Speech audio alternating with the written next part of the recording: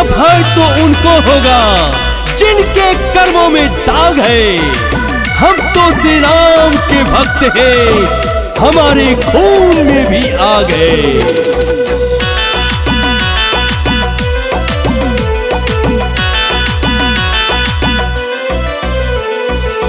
भगवा भारत में है लहरा रहा 22 जनवरी का शुभ दिन आ रहा।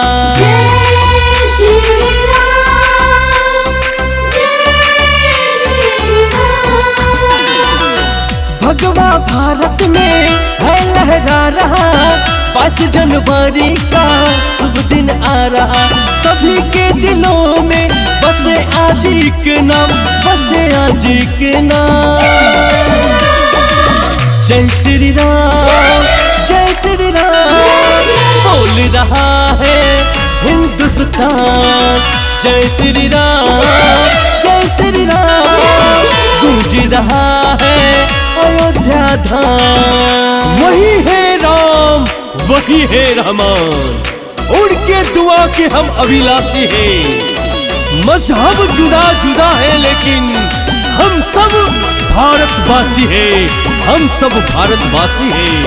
हिंदू के आराध्य देव राम जी दुलारे, कई साल टेंट में रात दिन गुजारे, रात दिन गुजारे। हिंदू के आराध्य देव राम जी दुलारे, कई साल टेंट में रात दिन गुजारे। मोदी जी के हाथों मंदिर बनी, सफल हुआ सबका। जय श्री राम, जय श्री राम बोल रहा है हिंदुस्तान।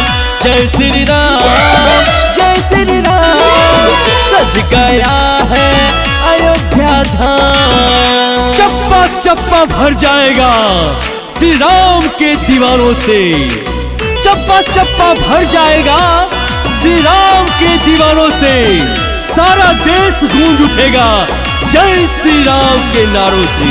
खुश है हिंदू, खुश है मुस्लिम, खुश है सिख ईसाई। 500 बरस बाद अवध में बजता ढोल सहनाई, बजता ढोल सहनाई। खुश है हिंदू, खुश है मुस्लिम, खुश है सिख ईसाई। 500 बरस बाद अवध में बजता ढोल सहनाई। सन्नी प्रभात की आंख भर आई, सुन जयकारा श्री राम। जय श्री राम, जय श्री राम बोल रहा है हिंदुस्तान। जय श्री राम, जय श्री राम सज गया है अयोध्या धाम।